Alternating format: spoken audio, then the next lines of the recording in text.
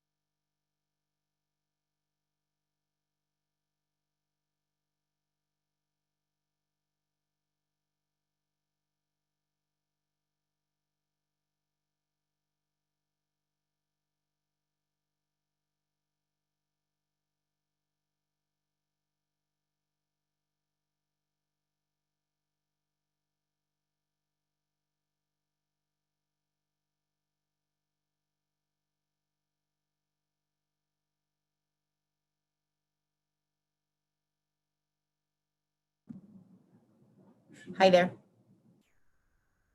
It's Lisa. Hi, Lisa. Can you hear me? It's Mike Garger. Yep. Great. I just checked out the YouTube, testing it out, and I just wanted to jump in here too. Fantastic. Can you hear me? I'm on too. Dr. Adamides. Good morning, doctor. Good morning. How are you? We'll be starting at 9:30. Mike and I were here just kind of Right. shooting and getting ourselves ready. So we're glad that you're here early. Okay, I'm going to mute and go get my coffee. Yo, definitely. Go enjoy that cup of Java, and we'll see you soon.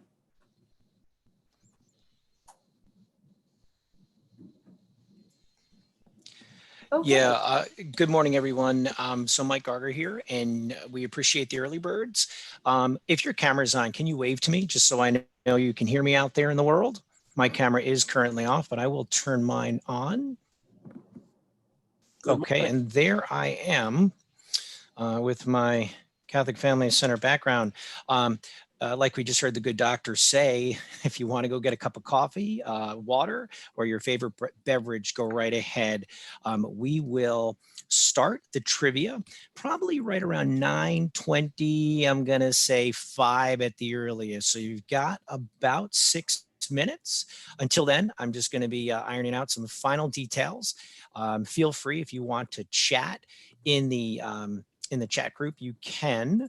Other than that, yeah, we're just finalizing a couple things here and we'll get underway shortly. So I am going to mute myself and I'm going to turn my camera off while I'm working behind the scenes here. And sit tight. Mike, can you hear me? I can, Frank Hill. Good morning. How are you? I'm great, sir. Just want to make sure. Thank you. You are looking good this morning. Thank you. Likewise. Thanks, Frank. Good morning, folks. Hey, Frank. Good morning. Howdy. Hi, this is Marie. Can anybody hear me? Yes, we can hear you. Good morning, everyone. Good morning. Good morning. Good morning. This is Lisa Daly from Human Resources. If you do not have a speaking role in today's meeting, please just, we wanted to remind everyone that you can view this meeting via YouTube. It will be live streaming. And on the meeting invite to this virtual meeting today, you'll see a link that can take you right to the Catholic Family Center's YouTube site. We're trying some new technology this year.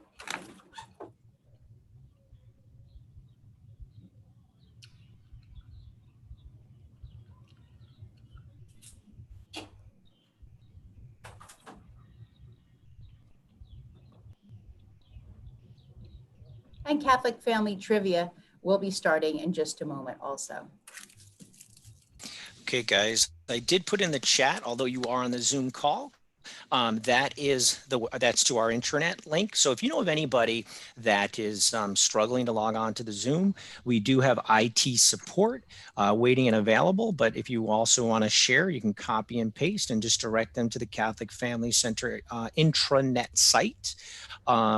If they've never logged in there before, they'll be prompted to log in with a username, which is going to be their full Catholic Family Center email, followed by their password that they use to log into their CFC account.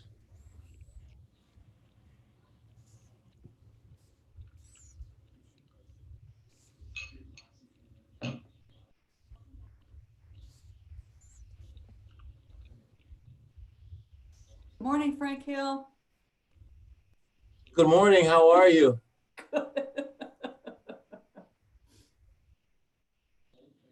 I'm gonna Kathy, good morning to you. And let's see here. I'm gonna go back to my camera. So I'm gonna break the rules for everyone here in the spirit of engagement and encourage people. So as you entered the meeting, you were automatically muted, but I'll give everyone the opportunity for the next 4 minutes or so to unmute yourself so you can practice that a little bit. And somehow in a neat and orderly fashion, chaos might ensue, and then I'll mute everyone here in a minute. But feel free to give a shout out. And also, really, I would encourage folks to try to find that chat feature and give that chat good morning in a neat, orderly fashion. That'll be the easiest thing to do. And we're going to encourage people to use that feature throughout our meeting this morning. So if you want to say a good morning or whatever, if you do have your camera on, you're welcome to wave. And I think we are good to go. Trivia to start in about 3 minutes or so. Stand by.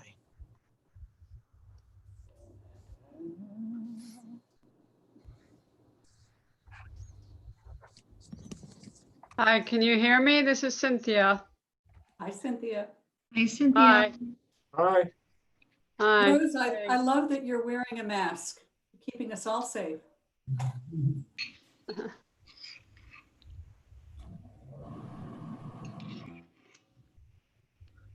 Move this over here. Landscape. I am. Ruth Chubb, you look like you're enjoying your breakfast. Oh, geez, can you see me? Oh my God. Yeah, we see you. Oh, Johnny's Frank. Hey, Ruth. I am, thank you. I can't even see. Hold Oh, on. geez. That's all right, Ruth. Hey, Doc. Calimera. Calimera, Frank. Ticanis. Ime cala. Sí, hice cala. Etsy. Etsy que. Good morning, everybody. Good morning. Morning. Hey, Rose. Hi, I got somebody with me. That's why I got my mask on. All right, Rose. I have Teresa sitting here. All right now. Oh, Dr. A, good morning. Do you really want us to believe that someone's with you, Rose? Because I don't see nobody. Come sit over here, T. Okay, come on. You're going to see her. Hello. Oh, okay. Otherwise, That's it's a Teresa. hallucination. Destination. Okay, so how do I unmute? Go right back to the same thing? Yeah. That's Oh, I turn my volume.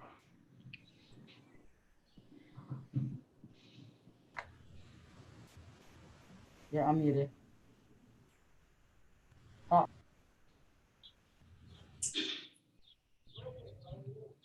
You talk now. Demetrius, do you have something to share with your hand raised? No, I just wanted to let Mike know that I heard his voice. Hi, Paula. Hi there. Hi, Paula. Hello. He went to the big one, no problem. He went to YouTube, that's why. Yeah. He went to YouTube off that computer. You better go get another chair so you can sit down, because Dad coming in too. Yeah. Is he? He got to one too. Okay, perfect. Okay. Oh, Chance says hello. I heard what's her name? Chance. Hey, Champ. How you doing, man? Another one. Oh my God, how adorable. Oh, hi, Chance. Oh, geez, look at the dog. That is fantastic. Oh, wow. Okay.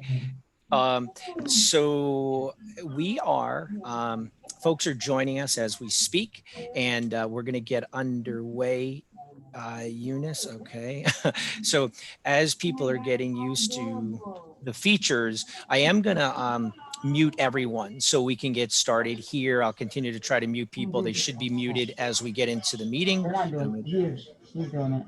All right. Everyone's muted. Can I get a thumbs up if you're on camera and you can hear me? Okay, thank you, Deb. Thank you, Marlene. All right, fantastic, good. So I am going to start trivia. Everyone has been muted for the moment. We'll ask you if you don't have, and I'm gonna go into presentation mode, then it limits my cameras. If you don't have a role, let me get to my logistics screen.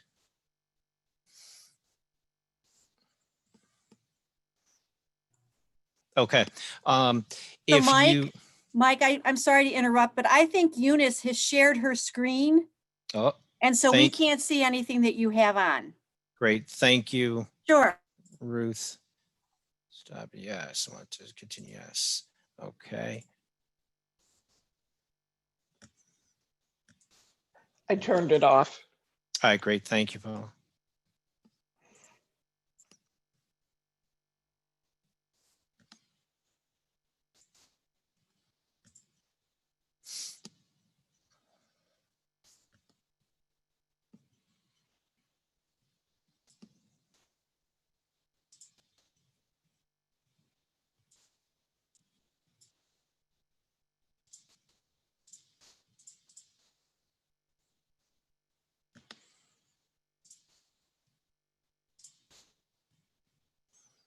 All right, checking again. Can I get someone to confirm they can see my screen? I can see your screen. Thank you. All right, so once again, welcome everybody. We are gathered here from 9:30 this morning till about 11 o'clock. We are going to do our very best to keep everybody on track. I have 9:28 currently. Just want to go over the meeting logistics for everybody. So this is being recorded in our Zoom platform. We are also streaming live right now via YouTube. I can't stress enough, if you want to, you can go to the YouTube link, which I just sent out at about 12 minutes after the hour this morning. If you go to the actual YouTube webpage and watch it there, you can interact, you can put a thumbs up, you can make comments. We have people that are monitoring those shout outs and comments. After the meeting, the recorded meeting will also be a Give me 1 second.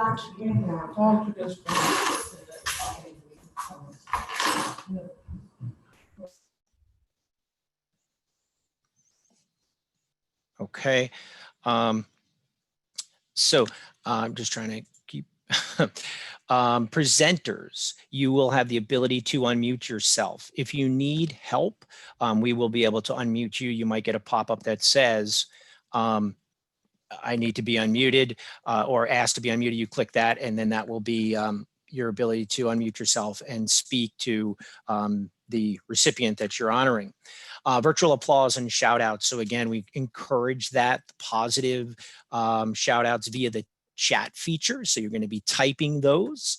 And then also for IT assistance, should you get for some reason kicked out of the video or something to that effect, there are 2 phone numbers there. If you're using a Catholic Family Center phone, desk phone, you can just dial extension 7071 or 7830. With that said, let's get underway. As I was putting the final touches on the meeting, this literally popped in on my text. So we would like to welcome, this came in from Jen McDermott this morning, and she asked if I could share this wonderful news. And so Catholic Family Center wants to welcome our newest member, barely 12 hours old.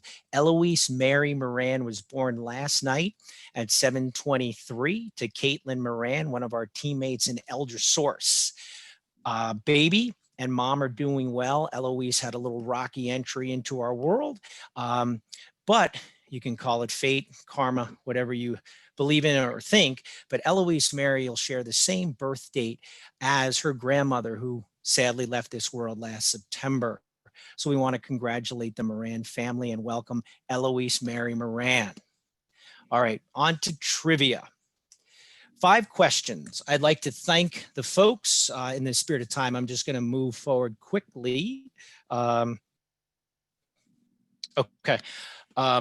So 5 questions. We will evaluate. We're going to ask you to put your answers into the chat, whether again you're looking at the YouTube stream or if you're in our Zoom meeting. We're going to have kind of a fastest finger, so whoever answers them the quickest. And then we might even have our judges and panel. Yes, we've assembled a judge and panel for this. See if there's anyone who goes 5 for 5. So without further ado, let me get started with question number 1.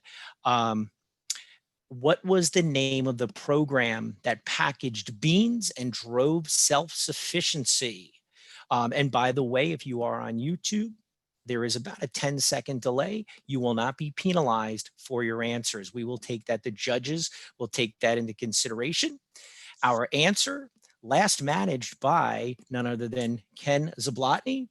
The answer is Healthy Sisters Soup and Bean Works. Moving along to question 2 of 5. Who was our longtime CEO before Marlene Bissett? And as you're putting your answers in, these were assembled by Demetrius, Kathy Grant, Jen McDermott, and I have one other person to thank for this.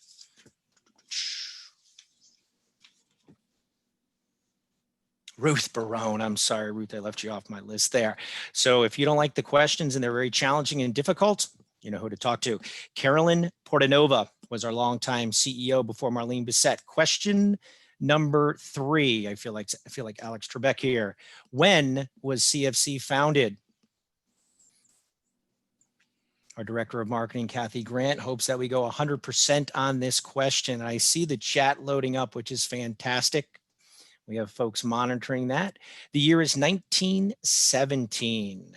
Question number 4 of 5. Jump in.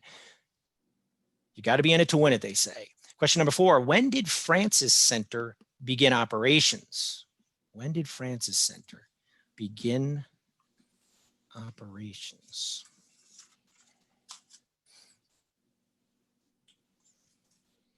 It's a tricky one. 1991.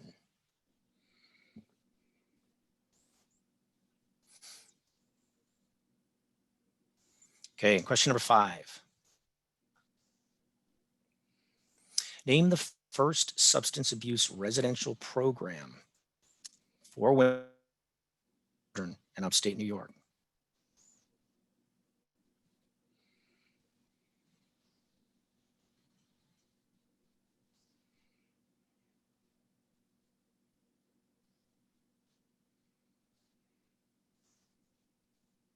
And that is none other than Catholic Family Center's Liberty Manor. All right, those are your 5 questions. As I said, our judges will tabulate the scores, and this will be announced maybe on the intranet site, Pinwheel or something, but we will make sure there is gift cards that, I guess I should have said that in the beginning. Maybe people are now wishing they participated if they chose not to, but there will be some maybe some $5 gift cards to award our winners. All right, a quick shout out to Kathy Grant and all the folks that she works with in marketing, internal, external. This is a sneak peek at the cover of our upcoming annual report. So stay tuned for more about that. Absolutely lovely cover. You can't tell a book by its cover. In this case, you can. This is a beautiful choice, Kathy. Thank you. All right. Down to business now. We're at 9:35 and right on track. We're going to open up today's meeting with an invocation from Jack Belinsky. Then we will welcome Stephanie Schaefer, our CFC board chair, just to kind of recognize our board of directors. Marlene Bissett will give our state of the agency, followed by our director of workforce development, Deborah Campbell, will share a moment with our racial equity initiative. Then we'll have multiple presenters do our recognition awards. And then finally, multiple presenters will recognize our milestone anniversaries starting at the 5-year plateau and culminating at 35 years. We'll conclude our meeting with Lisa Lewis and a recognition and shout out to CFC's superheroes. Okay, if you just give me a second, I will unmute if he's not already. Jack, are you unmuted? If not, let me. I am unmuted. Oh, great. Okay, then without further ado, let me turn the microphone over to Jack. Good morning, everybody. I begin this morning with a sense of awe and admiration for the fantastic work your leadership team, but each of you on the front lines have done during these very difficult last several months. You truly are an inspiration to me, and I am very proud of the work that you continue to do in this very difficult time. I'd like to begin with an opening prayer on racial healing. God of justice, in your wisdom, you create all people in your image without exception. Through your goodness, open our eyes to see the dignity, beauty, and worth of every human being. Open our minds to understand that all your children are brothers and sisters in the same human family. Open our hearts to repent of racist attitudes, behaviors, and speech which demean others. Open our ears to hear the cries of those wounded by racial discrimination and their passionate appeals for change. Strengthen our resolve to make amends for past injustices and to right the wrongs of history. And fill us with courage that we might seek to heal wounds, build bridges, forgive and be forgiven, and establish peace and equality for all of in our communities. In Jesus' name we pray, amen. Amen. Thank you, Jack.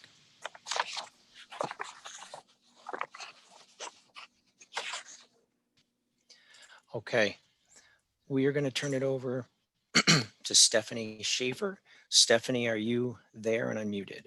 I am here. Thank you. And I just want to thank all of you for inviting me today. I always enjoy attending the CFC employee events. I always walk away with a joyous heart and so grateful for this wonderful team. And on behalf of our board of directors, I just want to express our thanks to each and every one of you. Thank you. We're showing a slide. I want to thank our board members for their service, but on behalf of the board, thank you, the CFC employees, for the heroic service that each of you are providing each and every day on the front lines. You are our heroes, serving the most vulnerable members of our community and providing the important love and work that is CFC's mission. So on behalf of everyone, just thank you all and keep up the good work. You are in our prayers, and you are the heroes. Thank you. Thank you, Stephanie. We will turn it over to our CEO, Marlene Bissett, to share the state of the agency today. Marlene? Good morning, everyone. Good morning. Thanks, Mike. I just, as usual, want to take a few minutes to do a brief recap of where we are, and as well as everybody else express how grateful I am for the people who work here, the passion you have for your work, and your just unflagging commitment to do what's needed every day. So I want to start there. I'll probably end there, and I may say it somewhere in the middle as well. But let's just move ahead to talk a little bit about last year and the state of the agency. I know it's like already in June, almost July, but we always like to do a recap of the prior year. 2019 was our 102nd year. That could have been your trivia question before, but we're growing. So we served over close to 28,000 people in the Monroe County area across all our programs in 2019. And 93% of those people live in poverty. So we truly do have a commitment and a focus on a mission to help the poor and most vulnerable in our community achieve their highest human potential. Our mission is always the same, and we are delighted that we were able to grow 10% in terms of the number of people that we served last year. Go ahead, Mike. The I didn't break it out by all of the programs because that, given that we've got well over 40 programs, that gets to be a very busy document, but we've summarized them in terms of the major areas. And as you can see, we're kind of roughly split in terms of the number of people, somewhat equally split across the program areas. The biggest growth that we've seen over the years, it shows in the housing slot. What's included in that actually is the CRS program, which I think we need to this year put into family services, but it's moved from housing services, housing and crisis services into family services this past year. So we'll shift around our charts in the next coming years, but we've grown slowly 2016 to 17, but we have grown those in the last few years. And it just is a recognition of the commitment that you have to the quality programs, because it's those quality programs that enables us to continue to get renewals on contracts and expanded contracts so that we can continue providing services in the community. Go ahead, Mike. I wanted to do a few program highlights, and I always apologize up front because I could have done 10 slides in terms of going through every one of the program areas and the key critical events that happened in 2019. As a matter of fact, if any of you want to read our 42-page program report that Sally Partner puts together for us every year, it is an extensive listing of basically everything that happened throughout our programs. But if I look at a few of the highlights, I've broken them into 3 areas. One is where we've had success and been renewed in some major grant areas to continue the work we're doing. So the Youth Build program, that was a new program to us in probably about 2019 maybe. I can't remember what year it started, but it was brand new to us. Federal level grant, very competitive, and we've been renewed in that program through 2023. Kinship is in a similar area. That's the statewide Kinship Navigator program. Also received a second year of federal funding, which both competitive, but very much a recognition of the quality work that's being done and the need in the community. I think everybody knows the Kinship is for caregivers who are taking care of children who are not their own children. It's typically grandparents, but it could be other family members. The cohort of Bridges to Success, we got a second one. So we had a wonderful grant, mostly from the state, but also from the Prosperity Fund to serve our first 150 people. And then we received a Cabrini grant to start a second cohort because of how successful the first one was. Our both Elder Care Services and ISUP and STAR and CRS were awarded the next 3-year cycle from the United Way. And this was the first year in probably about 6 years that the United Way opened up that grant program across the community, and it became much more competitive. I would say about 10% or more of the agencies that had been previously funded were no longer funded. And many organizations received cuts in their funding because they awarded new providers. So it was actually a great testament to the work that's done in those programs that we continued to be funded by the United Way at a very high level for a 3-year contract. The next area is where we had really big growth. And, even though, I'm looking at the immigration piece of this, even though the refugee programs were essentially curtailed in a lot of ways over the last few years because of the federal legislation on arrivals and refugee resettlement, what this group did was then started focusing on immigration and immigration needs. And we served 2,000 people, which was a huge, huge increase in 2019. And I just think it's a testament to the organization to say, okay, if we can't do the same volumes in the refugee resettlement, how do we shift our focus to continue to serve people in in that same general environment. So great work in the immigration services, and CRS grew 50%. That was the biggest growth area. I think it was over 2,600 more people were served in 2019 than in 2018. And through a lot of good work that was done in that organization to optimize the way we deliver services and hiring bilingual staff to do some real targeted outreach in the neighborhoods that they serve in. The other area of highlights is really new innovation, new work that's come back to us. So telehealth, we have grants from the Greater Health Foundation and have really started it well before we were forced to. So we were on our way on the telehealth environment before COVID started. So in a lot of ways, we were ahead of the curve and prepared to be able to shift a lot of our work over to telehealth. So big innovation in the 2019-2020 timeframe. We started our gambling addiction services, the only services available in Monroe County.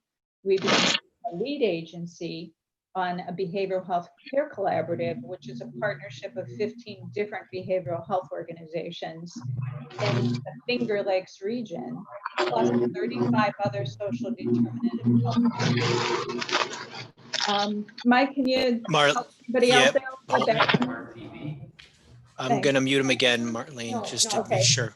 All right. And then you can, all right, Marlene, I just hit mute for everyone, so I'll ask you to unmute yourself, or I can do that. Thank you.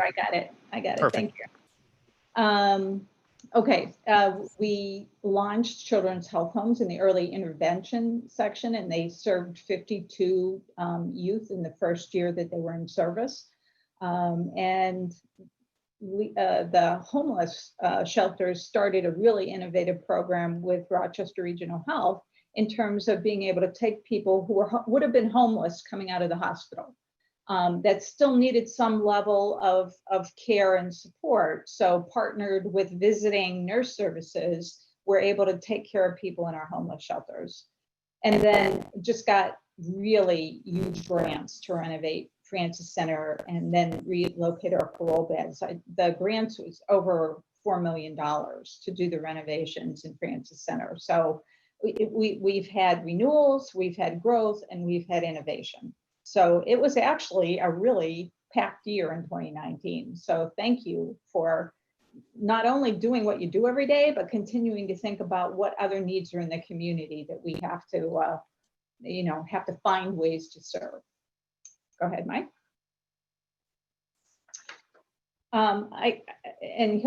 So this, I always have to bring this slide up. I've been doing it for 5 years, 6 years now, and I'll keep doing it until we get over the zero line. And then I'll probably keep doing it because it'll be so much fun. But right now, we've made a lot of progress. I think I've told people before that this is like our net balance sheet, right? So it's the unrestricted funds that would be available to us. It's like our cushion or our buffer. And unfortunately, the organization we had a negative buffer, right? So $4 million about in the 2014 timeframe for a whole host of reasons, many of which came after the last Great Recession that we were in, and a lot of contract cuts and some other programmatic issues that we probably weren't as quick to respond to as we should have. But regardless, that's where we were, and we've been working our way out of that for the last 5 years. Last year, we kind of stayed flat. There were a whole host of reasons for that. And this year is going to be more difficult. And so let's lead into the COVID discussion. Mike, next slide. We have had an interesting 3 months, a very interesting 3 months. So I wanted to take a few minutes just to talk about where we are in the world of the COVID-19 pandemic. I think we've said this multiple times. This organization is essential to the community. You are essential to the community.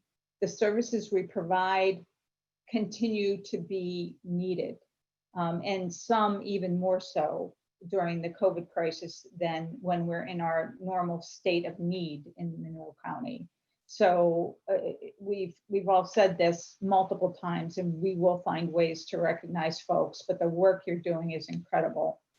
The 24/7 residential sites have been, challenged in terms of welcoming in new people from the community and being able to manage everybody safely. We've continued to have the walk-in services in many of our clinics and in CRS. We've done home visits in both aging and children, youth, and family, and transportation, facilities, safety, back office folks in finance, billing, contracts, payroll. Everybody has been required to be on their game during this crisis, and we are so very grateful for that. Our staff has really stepped up. We've done really rapid response in terms of everything that was being thrown at us on a regular basis, and I'm really grateful to our leadership team and to HR, IT, and compliance, because so many regulations and things were changing on a regular basis that we had to one, understand it, and two, figure out how to react. And all the folks in what we typically call back office were really essential to making sure that we could do this and do our work going forward. And people have really done a yeoman's job in terms of staying on top of this. I would be remiss to say that we must do this safely. And so I have to keep mentioning you must wear your face coverings. You must look at the 6 feet distance. You have to make sure that you don't have too many people in your offices. So it really is mandatory, and it's mandatory because this safety is for your benefit, for your family's benefit, and for our clients, and also for our agency. If we have to make sure that we're protecting everyone. So it's your obligation, by protecting yourself and the people around you, to continue to be focused on that. And it's not always easy to remember to put that face covering on every time you walk out of your office, but we're going to keep reminding you about that. So it is critical. So we've done great in working our way through this so far, but there's a lot of rough waters ahead of us. Mike, would you go to the next slide? The impact on our bottom line is really big. So, I showed you the unrestricted net assets. What drives a positive performance and our ability to go up on that chart is being able to drive some surpluses and be able to maybe keep some of the funds we raise, or some of the efficiencies mostly that we drive in our business. But we're in a very painful place right now. And we need to stay on top of this and make sure we're doing everything we can to address it. But we have seen very steep declines on our income. And it's mostly in our fee-for-service businesses, whether it's beds in the shelter program or people walking into our clinics, that we typically get reimbursed for the number of services we provide. We're providing a lot less services. So we're improving some of that with telehealth, and I really appreciate everybody's commitment to make that work with their clients. But we've got slowdowns in a lot of places. Programs that have milestones attached to them may not be able to make all those milestones in a timely fashion. So therefore our revenue could get impacted on that side as well. The bigger concern that we all have is the potential for cuts in our contracts from New York State. It has been estimated through 2024 that the sales tax revenues, which really fund all of our work and fund the government, are going to be down about $60 billion, 60 billion, between now and 2024. And the likely outcome of that is that contract levels will be reduced or cut, or some contracts may be cut entirely. So I hate to frighten everybody with this, but the reality is that we will have to deal with things as they come to us in the next probably 6 months, 6 months to 12 months, because it takes a while for this to flow through the system that is called government. And what we're really hoping for, and what the governor is hoping for, and I think it was in the paper this morning, is that there will be another federal aid package. And with that federal aid package, they're looking for aid to states and local municipalities so that they could fill some of these gaps and then not have to pass through some of those reductions to entities like us. So we're really, we are praying for that, next federal relief package to include aid to states and local municipalities, because that will help us very directly. So we don't have anything definitive there yet, but it is something that we're watching very closely. And we also had to postpone our gala. It's one of our biggest fundraisers for the year. And because of the nature, it was scheduled for April 25th. So we postponed it, and it's unlikely, although we're still hoping that maybe we can do something in October when it was rescheduled to. So a lot of potential impacts on that side. And on the expense side, although, all of the gloves and the face coverings and the shields and the gowns and the cleaning supplies that we've had to acquire have been unexpected and fairly significant cost increase. We've had to buy a lot of laptops to deploy for the remote work and for the tele. And we do have increased time off, that's driving more per diem work and more overtime. So more expenses to the bottom line. And the time offs because people are both either ill or they're taking care of family and friends during this time. And every time we go into a site isolation, that has some impacts on both the revenue and expense side of the equation as well. So we get a lot of challenges. And I wanted to make sure that you understand we're on top of them and we're working on them, but they're there and they're real. So what are we doing about it? The next slide. So, in terms of how are we mitigating these problems? Unfortunately, one of the things we did was furloughs, and that it was a very painful decision. Happily, we've been able to bring quite a few people back. If the workload was there, and if we had the line of sight to how those programs both needed the folks and could and had the sort of income to sustain it going forward. Maximize PPP is that Paycheck Protection Program. We got a very sizable loan. So right now it's a loan, but one of the features of that particular loan is that an organization can apply for forgiveness. And there's a whole bunch of rules around what is forgivable. But if it's forgivable, then the loan turns into a grant. And if it's a grant, then it directly helps our bottom line. So your senior leadership team is working really hard to figure out how do we maximize the amount of that loan into forgiveness, because that will help much of the challenges that we have right now. It will rectify a lot of that if we can flip the loan into forgiveness. We've applied for other funding for the Emergency Solutions Grant, in FEMA, technology grants. We are getting very nice donations. I was worried because of the economy that we'd be suffering in that area, but our spring appeal was very successful. And we're hoping as we continue to reach out to people, they will continue to be generous and support our mission.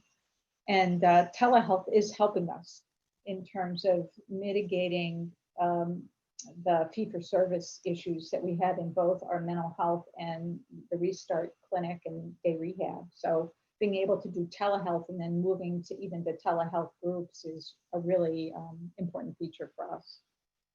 Also, though, for the community, so the other role that we play is driving and helping to drive innovations within the broader community.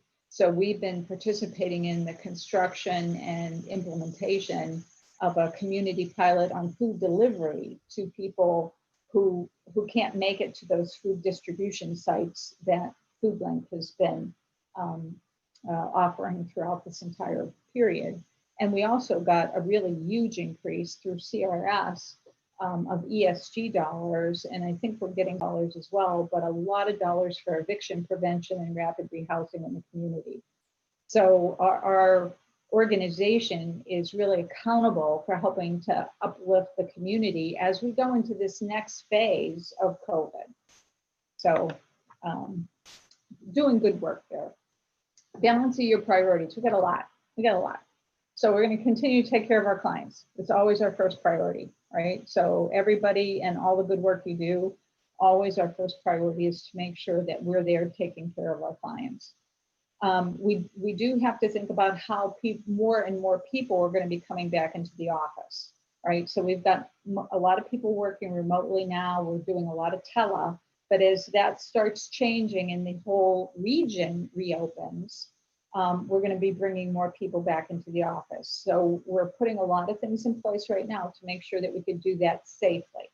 So, you're already getting your daily questionnaire about, no temperature and no exposure to COVID, et cetera.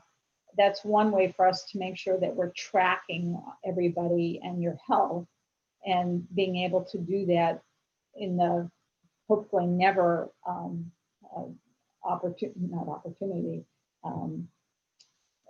if somebody should happen to test positive, we need to be able to say, well, who was in the office at that point in time? But our goal is that we keep you safe and keep you safe all the time, which is why we're doing the PPE audits on a regular basis. I would say from an expectation standpoint, as the region opens and we get through phase 4, and as you start seeing like malls opening or theaters reopening for movies, you should expect that we're going to have more people back in the office. So your managers and your management team will be working with you about what the specific expectations are in your area. But as the region reopens, you'll see CFC bringing more work on site. We are going to take a redoubled effort on our actions supporting racial equity. So we started a couple of years ago and did a lot of training, put the racial equity committee in place, have been taking some actions on policies and procedures, but we really need to double down on that. With everything that's going on in the community right now, it is past time for us to be very visible and very active in the area of supporting racial equity, both within Catholic Family Center and in the broader community. So we just had this discussion at the board this morning, and we had their full support to sign on to the Racism is a Public Health Crisis declaration that the Black Agenda Group has been asking many organizations and individuals to sign on to. So Catholic Family Center will be signing on to that, and we will be signing on with the full support of the board and actions from the board, in addition to the organization. So I wanted to make sure that folks were aware of that, and that we're going to move forward on this, and Deborah's going to talk a little bit about it in a bit.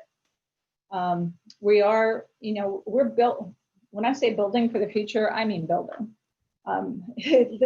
I don't know how Lisa does all of this in addition to all of our other work, but we've got so many construction projects that are working right now. We got Hannock, we got Jones. When they're done, we'll do Barrington. We got Francis Center that's starting up. I mean, millions and millions of dollars worth of capital investments are moving forward. And then we have the ESG that I talked about before. That's going to be big. I mean, that's over $1 million. It's about $1 million being distributed to the community, which is going to be fabulous. And you'll hear more about that as we open it up and get everything working. But Alex Turner and his team are really taking the lead on that particular project. And something else you'll start hearing more about is that we just signed an enterprise license with Unite Us. Many of you have used Unite Us, that technology platform for referral management. It's really exciting that we're going to be able to start some other pilots across other organizations, because we now have this opportunity for unlimited licenses inside of an organization like ours. So really exciting things in terms of balancing your priorities. So I'm gonna end. Sometimes I end with a prayer, but now I'm gonna end my part with just a couple of quotes. You know, we have a lot on our plate, and we talked, you know, I talked a little bit about the focus on racial equity. And I think this quote from Elie Wiesel is really profound, actually. Action is the only remedy to indifference, and the most insidious danger of all, that's indifference. So, you know, we really have to, when we see something, we have to do something. And this organization has been, it's been part of the core and culture of this organization. So we need to take it into all of the challenges that are facing us right now.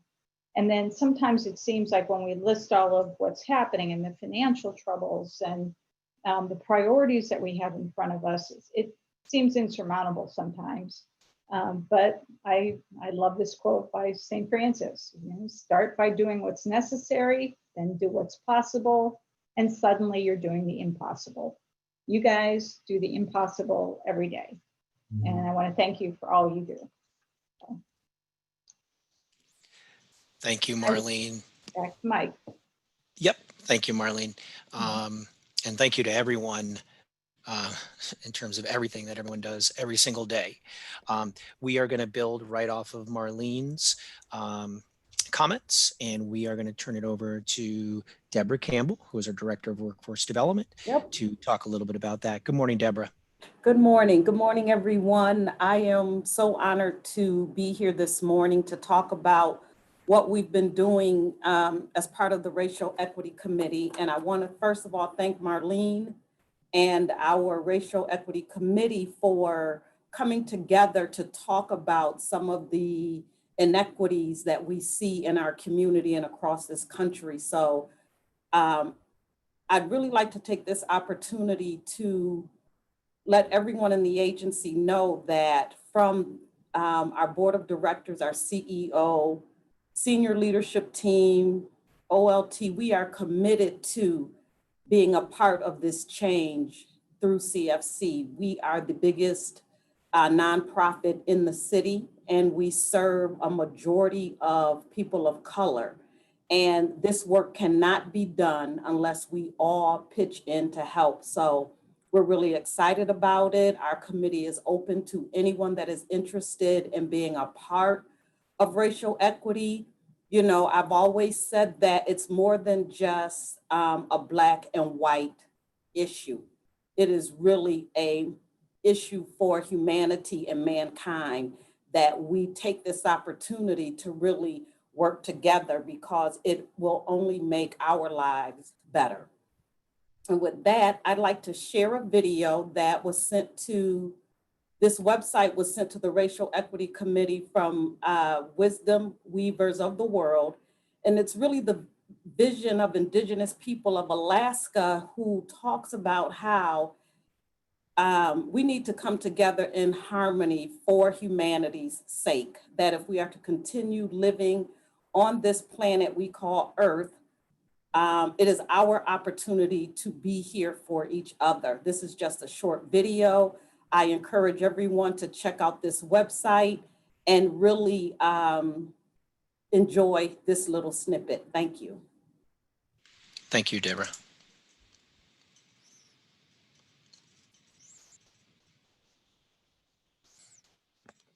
Kukua e kahali ano ku aina no hana lei kau I ka hano ina mauna he kolu I ka ua loloku e puni ana nani male hiki manuku kila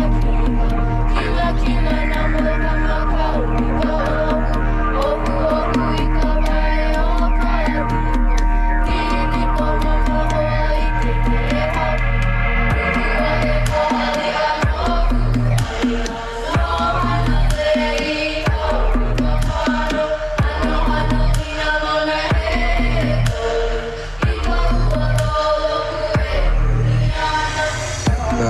world will look towards indigenous people for answers. We have one Earth, and I do have concerns about what we are doing to it. Nuestros corazones se han cerrado y nuestras mentes no han entendido. This is the time of the feminine. This is the time of the woman. We are the ones we've been waiting for. And what we know is that the key to this mystery is simply to drop into your heart. I will meet you there. And we're going to heal the earth. We're going to heal our people. We're going to heal ourselves and everything around us.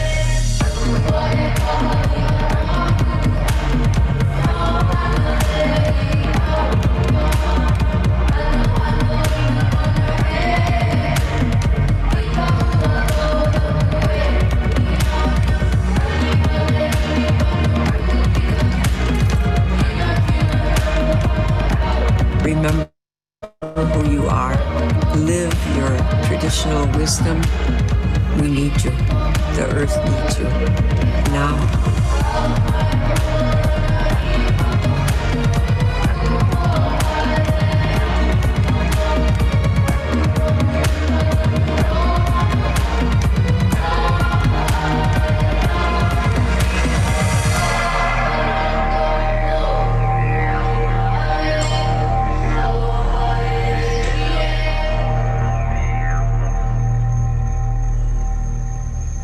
If we focus on what we dream this world to be, that will become the reality. Thank you again to Deborah Campbell for that share and the entire racial equity team for all the thoughtful work that they do. We're going to turn to our awards portion of our presentation now, and we're going to start with Kelly Thien, our foster care supervisor. Kelly, are you unmuted or may I help with that? I am here. Can you hear me? I can, Kelly. Welcome. Thank you. Good morning, everybody. So I'm Kelly. I'm the supervisor of the foster care program. I wanted to take, before we get into talking about our youth, just take a moment to first recognize my amazing staff. Our program would be obviously nothing without them. And we have 6 staff in our program, 4 social workers, a home finder, and a case aide who show unparalleled commitment to our youth that we serve, not just now during COVID, but all the time. So I think we wouldn't be able to recognize our youth without first recognizing the help that they receive from our staff. And today we are recognizing 2 of our program youth, which is incredible. But I want to point out that these are just 2 of 8 of our youth in the program who are graduating this year. So we are very proud of all 8 of them. And also 1 former youth who aged out of our program, but who is also graduating from high school this year.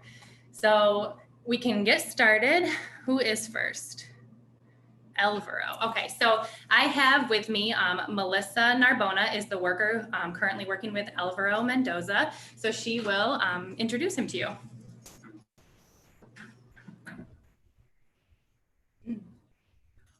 Morning. One of this year's scholarship recipients is Alvaro Mendoza Orozco, a 20-year-old youth from the village of Chuy-Manzana in the beautiful Solola department of Guatemala. Some of Alvaro's favorite hobbies are listening to music and playing soccer or football, and he speaks 3 languages, Cachiquel, Spanish, and English. He arrived to the U.S. in 2015 and has been with us for 4 years now. Alvaro lives in the foster home of Mr. Edward Wilson, and we are very grateful for his constant care, encouragement, and support of Alvaro's goals. Alvaro will be an official graduate of Edison Career and Technology High School tomorrow morning, where he will walk the stage and receive his diploma at his graduation ceremony. So we don't have pictures of that quite yet, but we do have a recent photo of Alvaro right here. Alvaro has a lot of talent in constructing things, and he plans to further develop his skills by going to a trade school to specialize in masonry. Alvaro, we are so proud of you and your achievements. We wish you the best, and we have no doubt that you will continue to be successful in all of your endeavors. Mucha suerte. Thank you so much, Melissa. All right, our next youth we'd like to recognize is Juan Tomas Torres, and his worker, Hannah Anderson, is here to introduce him to you. Good morning. So my name is Hannah, and I have had the pleasure and honor of working with Juan for the past few years. He is a really hard worker, and he has been tested in a lot of ways with how hard he is really willing to work in order to graduate from high school, and he did it, and I am so excited for him. I'm so proud of him. Juan, unfortunately, is in a position of being what I call barely documented in the US, which means that he is here legally and that is it. So he is unable to get a social security number, which if you do the math on that means that he can't get any kind of financial aid for college. So he is in the position of having to support his college education entirely by private scholarships. So I'm really excited that as an agency, we are able to support him and support his future with this scholarship, because he definitely deserves it and he needs it. I'm proud of him for making it here, and I am excited to see what the future holds for him. Also, shout out to his foster parents, Juan and Barbara Geit, who have worked tirelessly to support him and to advocate for him. I'm excited for you, Juan.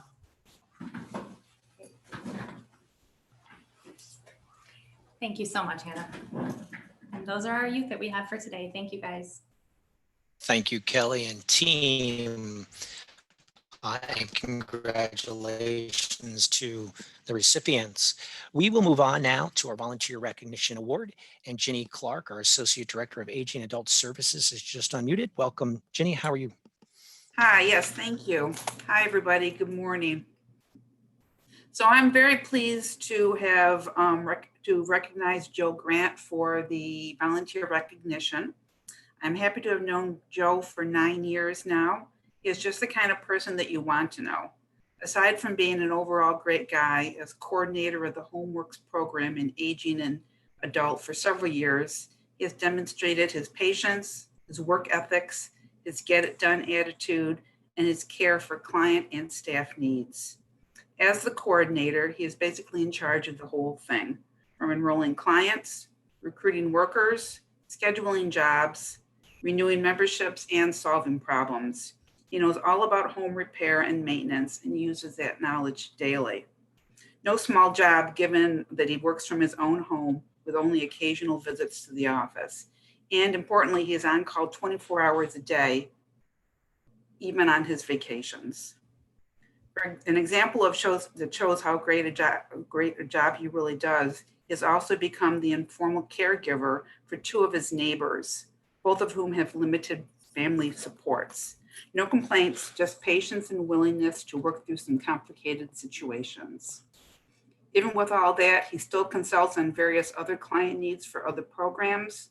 For example, he has arranged a pickup of a heavy lift chair and delivered it from one client to another. Another time he helped a client achieve just the right bed height so that she could get in and out of bed safely and comfortably. So I'm very pleased to have Joe recognized for his volunteer work at Catholic Family Center. He's very deserving, and it could not have happened to a nicer guy. Thank you, Joe. Thank you, Joe. Congratulations, Joe, on the recognition, and thank you, Ginny, for the thoughtful words and presenting. We are now going to turn it over to Sally Partner to present the Marvin Mitch Award. Good morning. The Marvin Mitch Salt and Light Award was created to honor the memory of Marv Mitch, who served as CFC's Director of Advocacy and Parish Social Ministry at Catholic Family Center from 1999 until his death in 2018. He was a beloved part of Catholic Family Center and was a passionate advocate for social justice, both locally and globally. The Salt and Light Award was created in his memory to be given to a staff member who embodies the values that Marv held so dear. This year, we were very fortunate. We have a committee, a 5-person committee, which includes Demetrius Brigham, Deb Campbell, Marcus Ebenho, Jennifer McDermott, and myself, who had the pleasure of evaluating 5 very outstanding nominations. Nominees this year were Lisa Hoyt, Obaida Omar, Miquel Powell, Afshan Qureshi, and Jerry Wallace. And after a lot of deliberation, because there was a lot there, it's amazing what so many people do in this organization. We are delighted to announce that this year's Salt and Light awardee is Afshan Qureshi, CFC's Immigration Program Manager. Afshan embodies the spirit of the Salt and Light Award, both within and outside of CFC. Internally, since joining the organization in 2018, obtained her full DOJ accreditation and has been the first staff person from CFC to represent clients at immigration court in front of a judge. She regularly travels to immigration court in Batavia and USCIS in Buffalo to support our clients. And under her leadership, the whole CFC immigration team obtained their DOJ partial accreditations. She has also launched a successful citizen preparation class, and they will start offering ESL classes at the end of June. Afshan and her daughter Nina, who she's brought into the CFC family and also for immigration services, traveled to the southern border with Catholic Charities last summer to help with the migrant crisis there. As a staunch advocate for social justice, Afshan volunteered for many years at Sathi of Rochester, New York, and I apologize if I butchered that name, to advocate for victims of abuse and crimes in the South Asian communities of upstate New York as a DOJ accredited immigration representative and domestic violence advocate. She has helped countless women through some of their most difficult times as they leave abusive partners or family members and get back on their feet. In this role too, Afshan regularly went above and beyond. I was amazed to learn that in 2015, she traveled from the US to Pakistan and Afghanistan to help a domestic violence survivor with their children after her in-laws kidnapped them. It took a period of 8 months, but they were successfully found and are living happily in Rochester with their mother. She has also served as the president of the Pakistani Association Society of Rochester and was awarded the Bruce Frazee Memorial Award for a grassroots organizer from Resolve of Rochester, an organization dedicated to breaking the cycle of domestic violence. Afshan, congratulations. You certainly embody the spirit of Salt and Light, both within and outside of CFC, and we're delighted to present you with the Marvin Mitch Salt and Light Award. The award, I have the award right here in my office, and when I can see you, I will delightedly give it to you in person. Thank you, Sally, and congratulations, Afshan. Afshan, I did unmute you if you would like to say a word or two. Yes, I would. I am shocked and that I would be considered, because I think everybody at Catholic Family Center does everything that I'm doing anyway and has been doing it for many years. A couple of people I'd like to thank in particular. When I first was looking to get immigration program accreditation, that was about 16 years maybe ago, 15 years ago at least, I reached out to Catholic Family Center to Jim Morris, and he didn't know much about me, but he was very willing to support me in trying to achieve what I wanted to do for immigration for the vulnerable communities. And from that day, I've never forgotten that. And it was very interesting when I got a chance to meet with Lisa, who fortunately hired me and gave me a chance to work further in doing what I love to do best, in helping others. And it was a great opportunity. I've had a wonderful time so far and tested Lisa's patience, and I appreciate the fair-mindedness she has offered me as my boss, especially, and the team that I work with has helped every bit of what I am able to achieve through Catholic Family Center, workforce from Deborah Campbell to Gigi in our refugee program, Obeda, and of course, most of all, again, the rest of my team that has supported me in this, and I really appreciate it. And I do believe Catholic Family Center really serves the family in so many ways, and I'm lucky to be here. Thank you. Thank you, Afshan. And congratulations to all the nominees. Before we move into our length of service awards, I am, Marlene, just so you know, because you're going to try to unmute, I'm going to hit a mute all because I think there's a little bit of background noise. So real quickly, mute all. And great.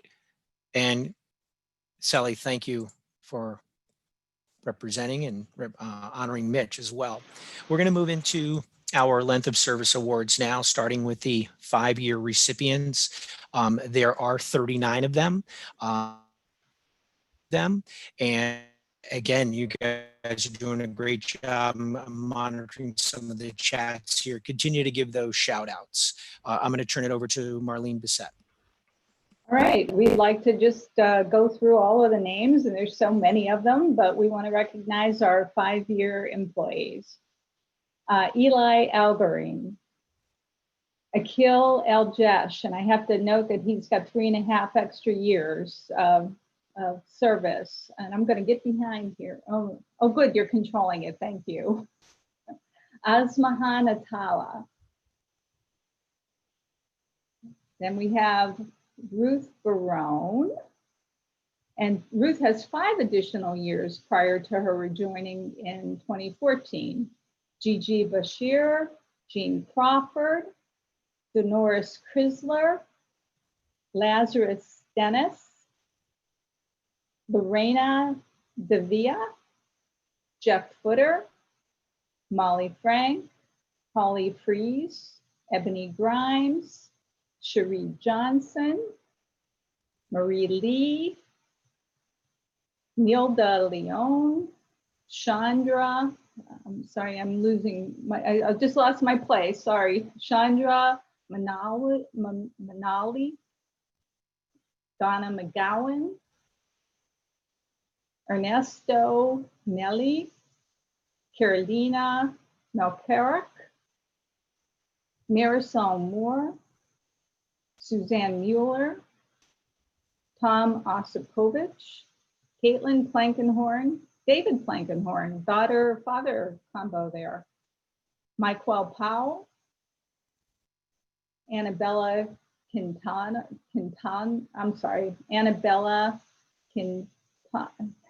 I'm sorry, Annabella Quintana. I keep rolling over my own tongue here right now. Then we have Markia Rivers. And I'm sorry, Michael, can I just, he had 1 additional year prior to joining in 2014. So I just wanted to note that as well.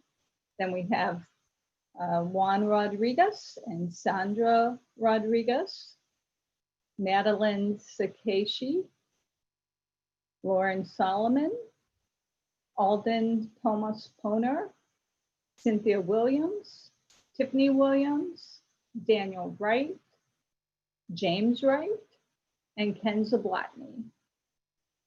So congratulations to all of our 5-year employees, and some had breaks in service and had additional years in there. So thank you for all your work. Great, congratulations, all 39 of you. For a moment, we're going to step away from our presentation and cut live to 87 North Clinton to give these folks a quick honoring.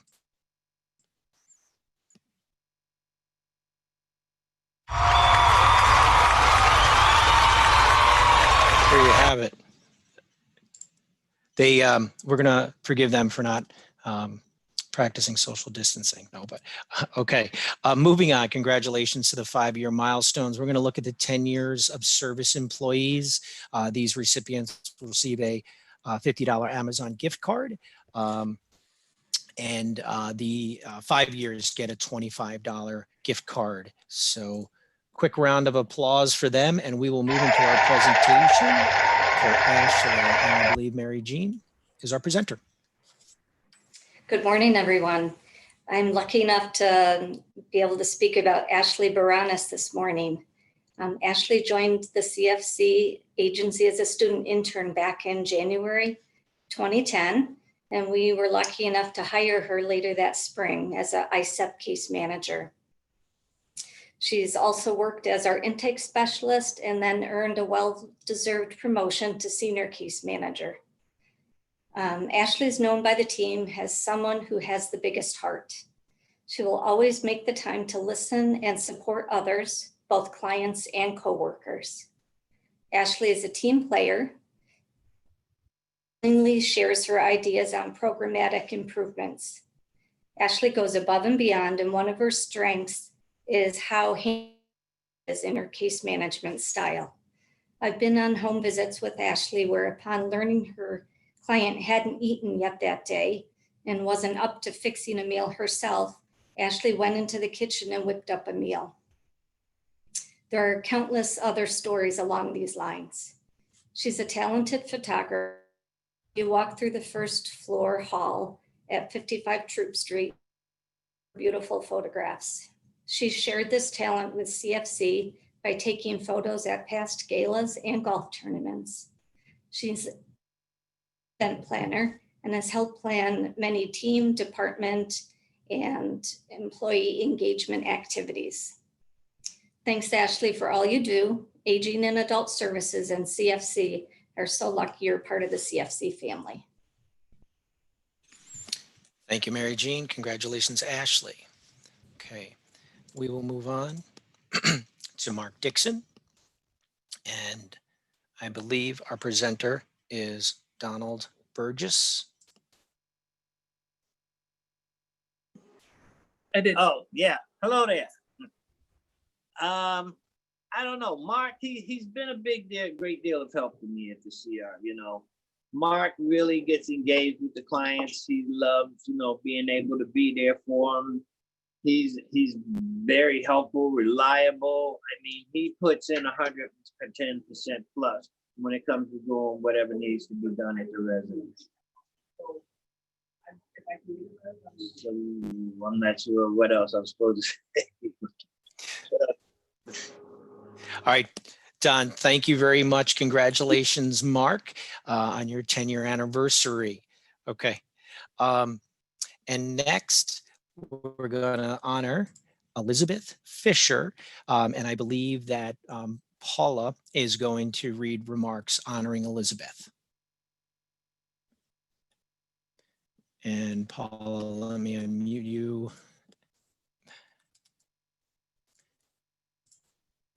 All right, great. All right, thank you, Paula. Yeah, and unfortunately, Bridget Washington, our supervisor, couldn't be with us, but she provided comments. And Betsy's been out a bit with the pandemic here, so we haven't been able to see her recently. But Bridget wanted to share that Betsy, Elizabeth Fisher, aka Betsy, is a 4'9" Spitfire at Barrington.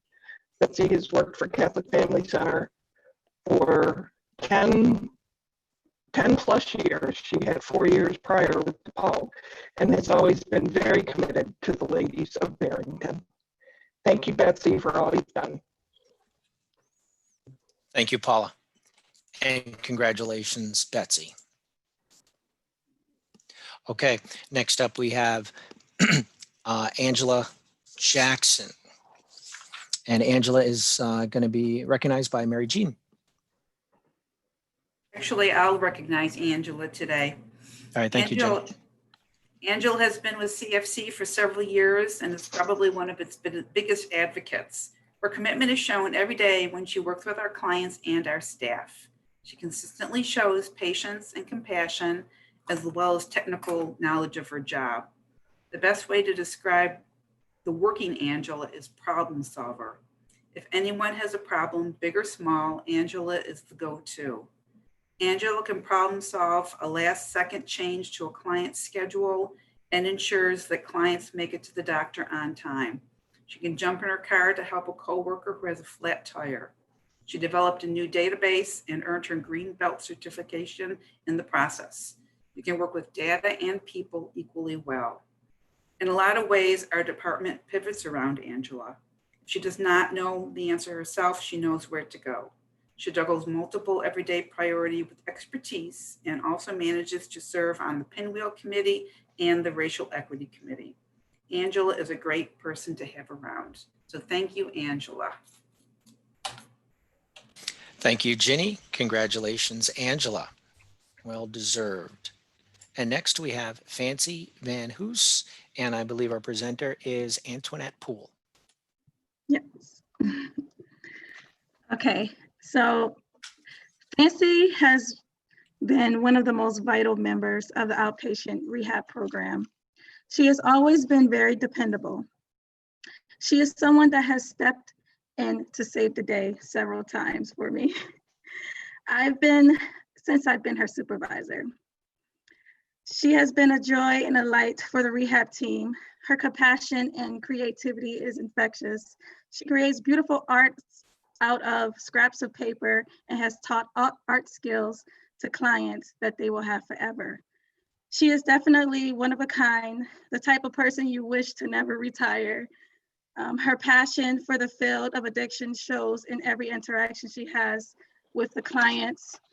Fancy, you are a blessing and you're truly appreciated for all you do. Thank you.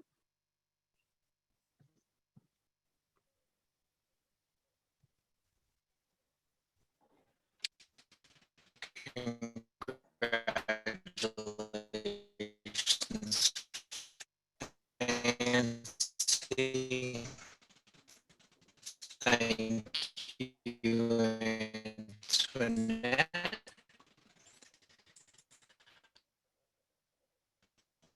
Our next 10-year honoree is Karen Horst, and I believe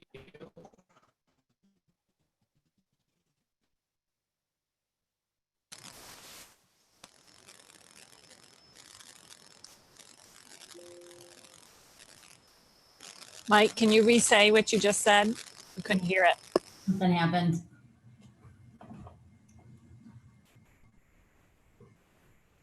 I did.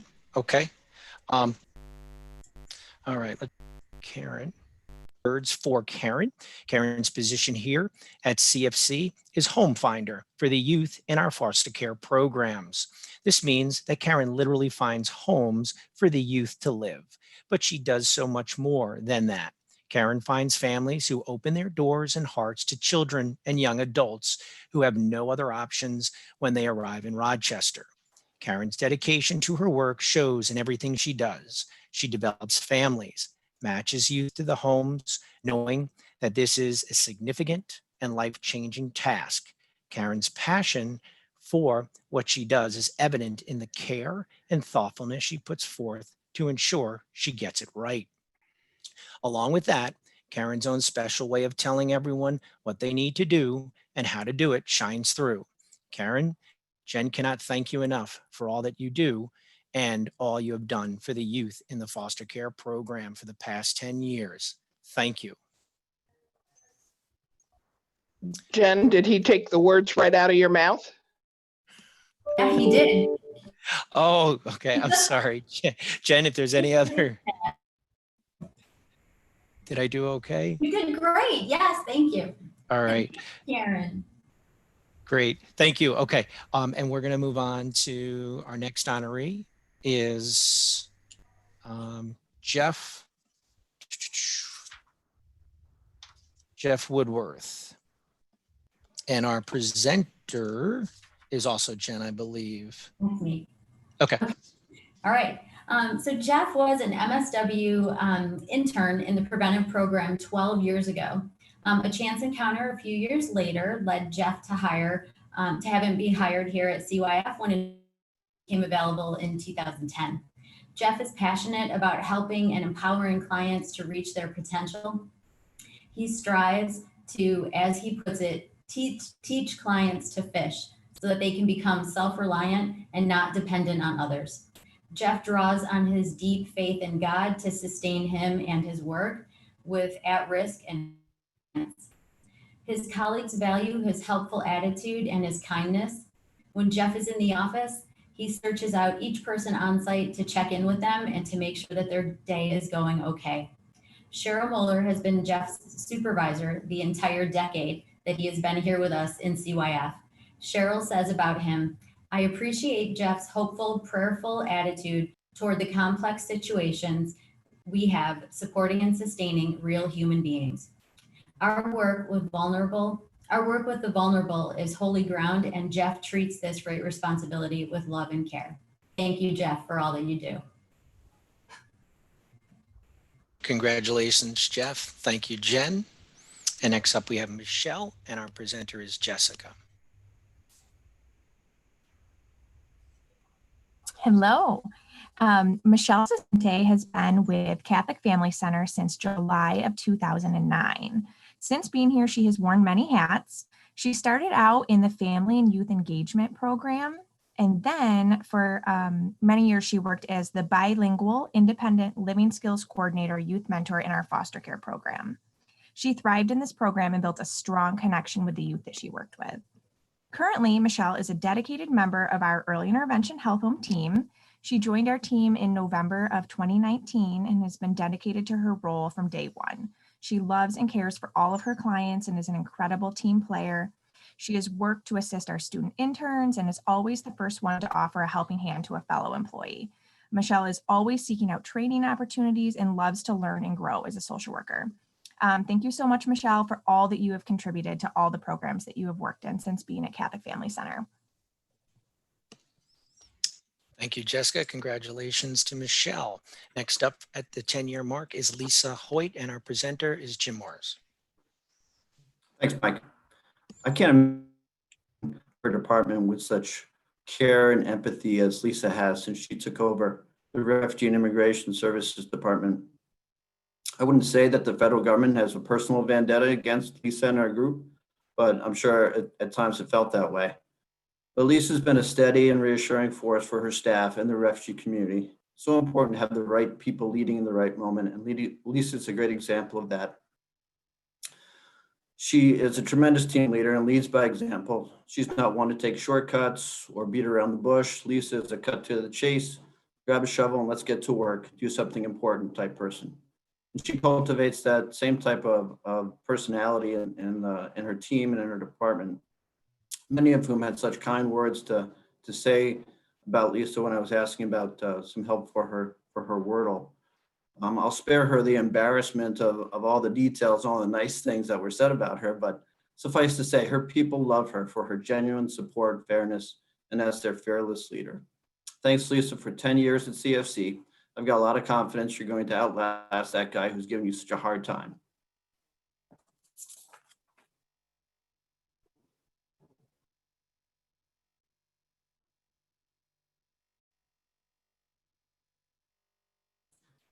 Mike, back to you.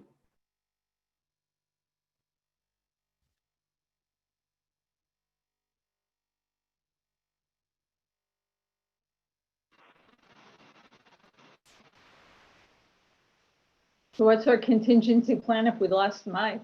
Yeah, that's a tough one. I see you there, Mike. Are you ready to move on to the next slide? Thank you, Jim. Recipient, Lonnie, and our, thank you. Can you hear me? Yes. Yes. Okay, I had a change, but okay, Lonnie is up. And hold on a second. Are you not seeing Lonnie?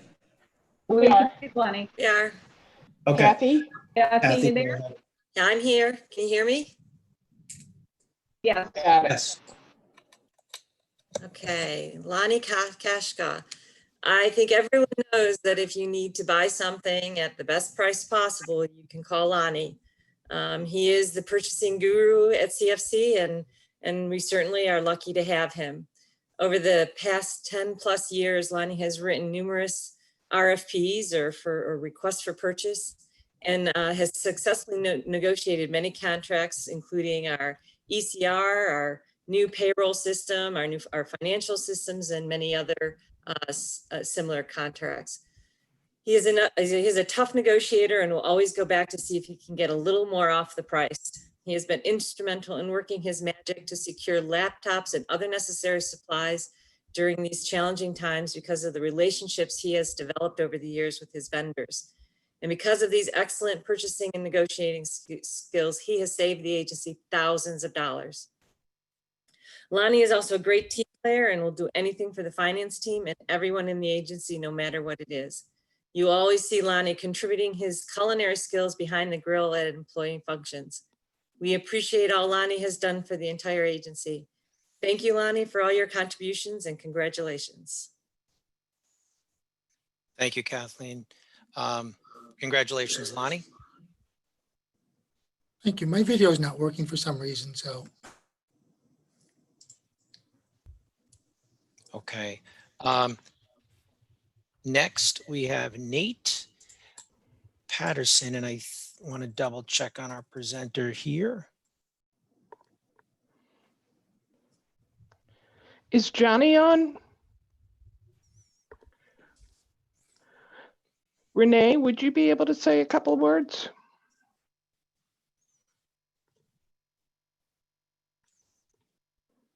Let's get you unmuted. I think Michelle Medina was going to do this for Johnny.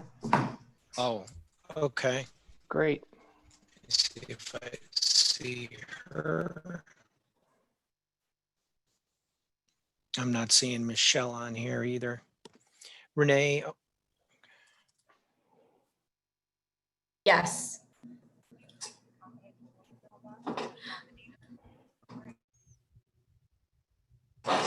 Renee, could you say a couple words on behalf of Johnny Cole for Nate? Yes. Can you guys hear me? We can, thank you. Okay, great. So Nate is a very dependable, reliable gentleman. He is always a great role model here for our clients, a great team member. Not only is he proficient in knowing how to manage the program, he also helps us out with our food ordering and menu prep and works very closely with our cook. He's always quick with a smile. He's a real asset here to CFC and very, very grateful to have him here as part of our team. Thank you, Nate, for everything that you've done. Thank you, Renee. Congratulations to Nate. And next up at the 10-year marker is Nay Thorne, and our presenter is Obaida.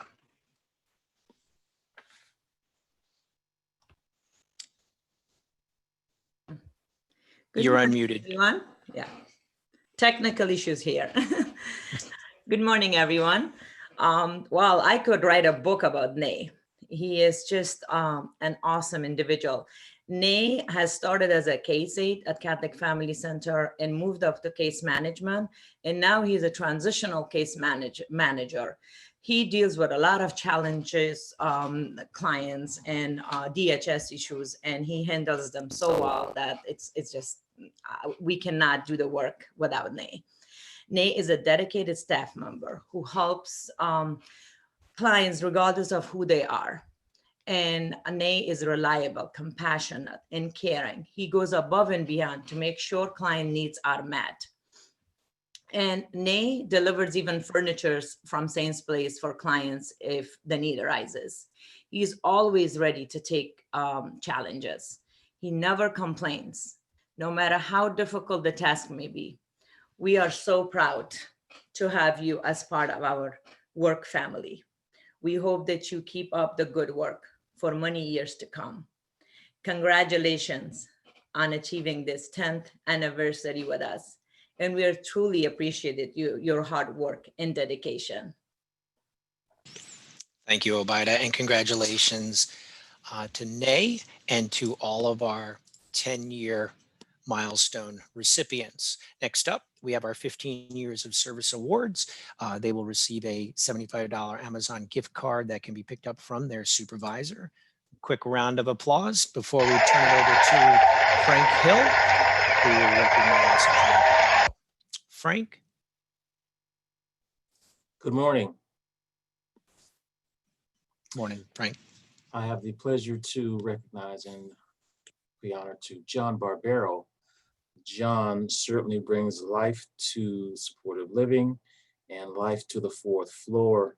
He adds that special touch that's definitely needed with the population we serve. John's been with the agency, as you know, for 15 years, and in that time, he's worked in several capacities. He first worked in Freedom House as an intake coordinator and voc ed counselor. intake coordinator clinician, and presently in supportive living as a clinician. John brings a wealth of knowledge and skills to the table that are vital with our population we serve. He demonstrates the ability to navigate through a maze of challenges that we encounter daily. John is very meticulous, and John works tirelessly to make sure that all of our bases are covered and that our clients receive the best treatment that we can deliver.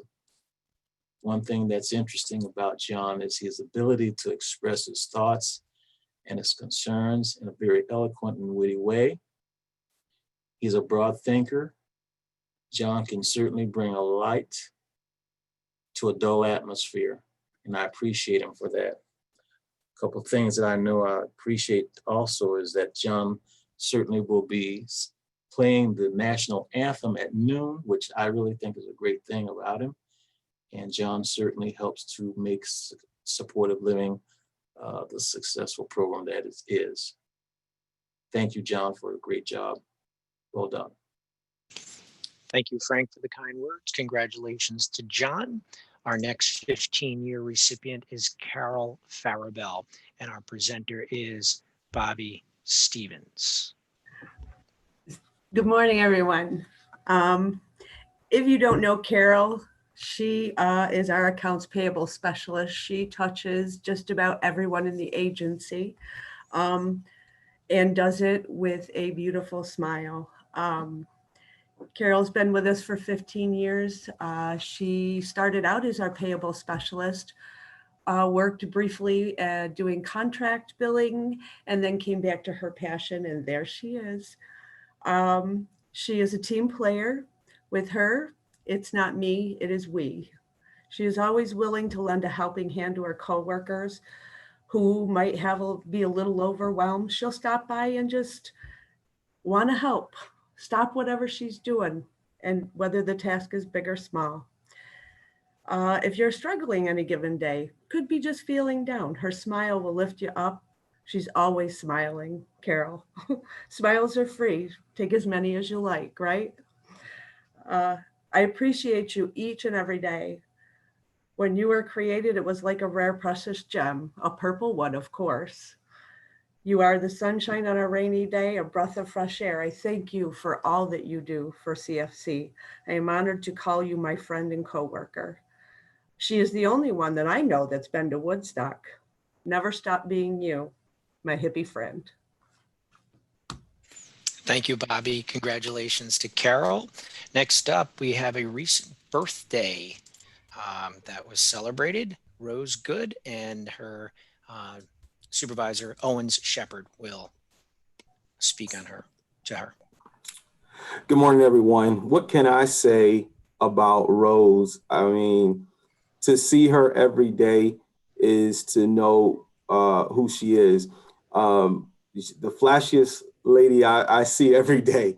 When I got here to CFC, Rose was instrumental in my transition into my role. And so, you know, after 15 years, she knows our clients, she knows our staff, and she knows their needs. And so Rose has just been a delight since I've been here.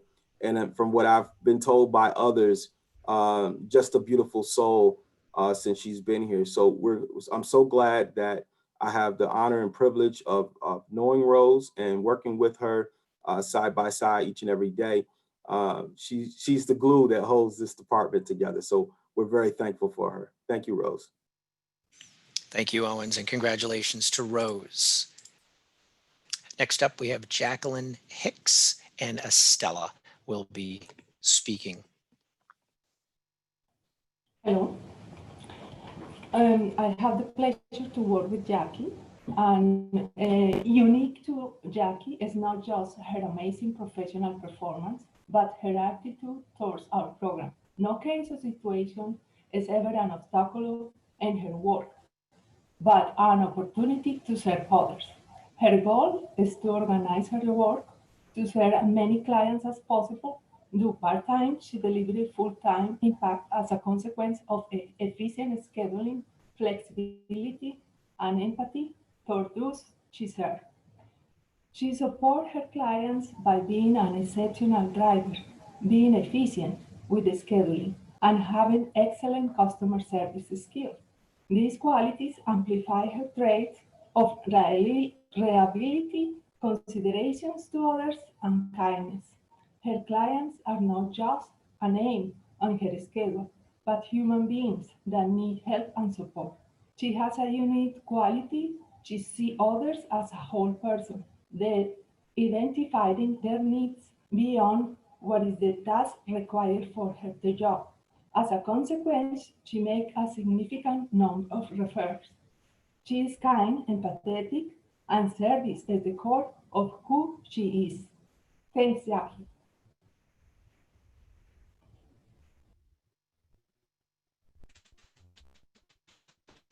Thank you, Estelle. Congratulations. Faith LaBarber, 15 years.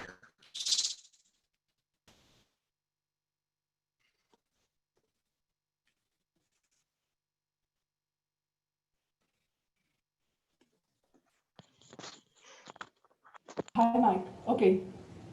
I didn't see, okay. Estelle, I think you muted yourself. I'm going to unmute you or ask you to unmute. Okay, Faye. You hear me? We can. Yes, Estella. Okay. This Faye. Persistence and tenacity is two words that came to my mind when describing Faye. No problem or difficult situation is an obstacle for her. She's overcome difficulties as they come. Faye is naturally empathetic. She is sensitive to her clients' needs. They go beyond what is the required of the job, taking the time to research other support systems and persistently advocating on their behalf for which refers to others programs in our department. Patience is another of Faye's qualities. She is always there for her clients, responsibly living up to the demanding requirements of the job. Faith is a good with computers and she's fast learning making good use of the skills by maintaining and updating the client's information. She's friendly, patient, tenacious. It is a pleasure to work with Faith. Thank you, Estella, and congratulations to Faith. Congratulations. Caroline Shaw is up next, and Marie Lee is speaking. Actually, this is Lisa. I'm going to do it. Okay, Lisa, very good. So Caroline Shaw, what can I say about her is that she is really a loving person. She is really calming. I have known Caroline for 15 years, and she is an awesome case manager. She's always there to help any of the new case managers learn. If you want to know anything about DHS, Caroline is the go-to person. She has a deep faith in God, a loving personality, and just will at times just encourage you. As you know, one of the things I like best about Caroline is even as a supervisor, when we're down, she'll be like, hold your head up, take a break, Lisa. You know, you need rest too. Caroline is one of those persons that she will always advocate for everyone around her. And she has just been truly a blessing to our agency. So we just want to thank you, Caroline, for everything that you do. We love you and we expect many more years. You can't go anywhere yet. Thank you, Lisa. Caroline, again. Thank you, Lisa. Congratulations, Caroline. Okay, we are going to move to the 20 Years of Service Award. Recipients will receive a $100 Amazon gift card. And we are going to start off with Annette Poole presenting Antonius Bridges.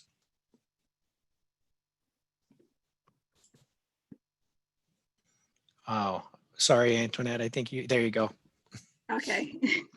All right, so Dinez, it is definitely a pleasure to recognize Dinez for her 20 years of great work. Dinez has been employed in several programs through CFC, but I am so glad and grateful that she ended up in the outpatient rehab program. Her dedication to this field of work is commendable. She is a leader, a team player, and an excellent clinician. And she is a very vital member to the outpatient rehab program at Restart. You can always count on Dinez to uplift and help others during difficult times. Her optimistic, easygoing attitude and passion has brought her so far. Dinez, we are so grateful to have worked with you and to get to know you. I have learned so much from you as well. I hope we still have many years ahead to continue working together. You have been a blessing, and I truly appreciate you for everything you do. Thank you. Thank you, Antoinette. Congratulations to Donna Est. And I apologize to any names that I've kind of tripped over this morning. I probably should have done a preemptive one of those apologies ahead of time. Next up at 20 years is Jennifer Berenson, and Jim Morris is speaking.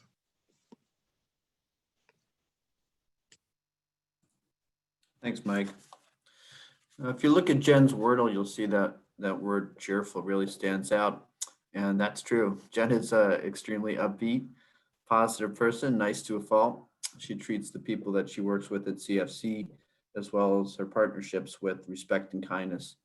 But above all else, Jen is a protector. And as CFC's leader of the Children, Youth, and Family Department, that's exactly what she should be. Thankfully for us, she's a pro at it.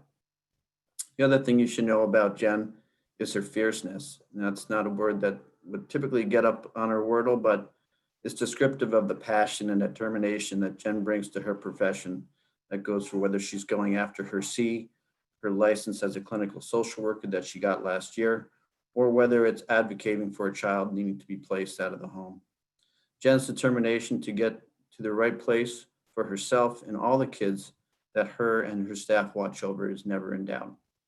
Thanks, Jen, for 20 years of your service and for your leadership protecting our most vulnerable children. Thank you, Jim. Congratulations, Jen. Jim, don't go anywhere. I think you have another Jen to honor and recognize. I do. I have back-to-back Jens. When I was looking or reaching out to her staff and getting feedback for her Wordle, one of the people on our management team said that Jen is simply the best, and I would totally agree with that. I've never met anyone who is as genuinely caring and selfless as Jen McDermott. She does so much work for CFC and also just below the radar, advocating for elders in our community and for projects like the Livable Communities Initiative in Rochester. And she's really opened my eyes and enlightened me to what's going on with our older population in Rochester. She's got, Jenna has this well-cultivated rep for leading agency-wide committees because she's such a great communicator, and she's got creativity and enthusiasm that makes everything she touches fun and productive. And plus, she always brings candy. Lastly, Jen's all about the team. She drives inclusiveness, openness, and mutual support, and her team loves her for it. Thanks, Jen, for 20 years, your leadership, and for your example of what living your values really looks like.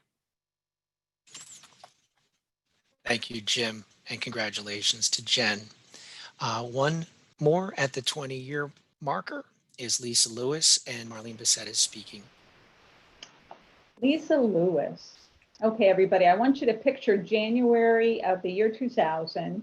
It's dawning cold and dark like most Januaries, but it's this dawn of a new millennium. And people have these great expectations and great hope for change that this new millennium is going to bring. And it brought great things because it was also the dawn of Lisa Lewis's employment at CFC. And I got to tell you, during her years here, Lisa has transformed all of our housing and residential programs. The best data indicator of this is the capital line item on our balance sheet. And that reflects the investments that we've made in properties. And in the last 10 years, this line item has grown from a few $1 million to over $20 million. And every one of those dollars marks the work and success of Lisa Lewis in having vision and expertise and credibility to win these very competitive, funding in the first place, and then having the commitment to improving the facilities, and having the fortitude to actually drive it to completion. She's got such great commitment to improving our facilities for our clients, and she has added the burden of managing construction projects to her already full plate of responsibilities. So the buildings, and they're the physical markers of Lisa's contribution to CFC, but it doesn't end there. Lisa's commitment to staff development, her ability to over-deliver on her budget year in and year out, her passion for developing new services for clients, and the really incredible reputation that she has with funders, partners, and government leaders. And she has that reputation because they've come to know her integrity and trust her to deliver what she promises. And she has just created immense value for this organization over 20 years. So I am grateful for all that Lisa has contributed in her 20 years, and I'm really proud to work with her today. And I pray that there will be 20 more years to come. So please join me in congratulating this energetic, tireless, dedicated, and caring leader. Thank you, Marlene. And congratulations to Lisa Lewis. I'm not monitoring, I can't keep up, but the number of chats coming in on the chat line is phenomenal for many of our recipients. Okay, so next up is our 25-year marker. We do have one recipient at this level. He will be receiving a $125 Amazon gift card. And our presenter who will recognize Johnny Cole is Renee. Hi, everyone. Johnny Cole has been a part of CFC for 25 years. This picture here depicts, he's actually with his daughter. Freedom House hosted a special event for a team building, and he came out for one evening and brought his daughter. It was a lovely event. So he's held many different positions across the agency, including senior house manager for Alexander in supportive living. He was supervisor for Jones and Alexander, program manager for Jones, and his current position here as residential manager for Freedom House. When I talked to various team members here, they all said that he has a way of giving the pickle. The pickle principle promotes good customer service and motivates individuals to go the extra mile. Johnny is a dedicated leader who leads by example. Implementing rules and structure is a good thing. However, acts of kindness go a long way. Johnny finds a way to provide tokens of appreciation and kindness along the way, while also providing the necessary structure to his team and to our consumers. Thank you, Johnny, for your hard work and dedication. We're grateful to be able to work with you. Thank you, Renee. Congratulations, Johnny. All right, we are going to move from 25 years to 35 years of service. We have one person, and Marlene will be recognizing that person who will receive a $175 Amazon gift card. Marlene? Well, I have the pleasure, Christy is out today, so I have the pleasure of recognizing Ruth Chubb. Ruth joined CFC when we merged with Family Services of Rochester.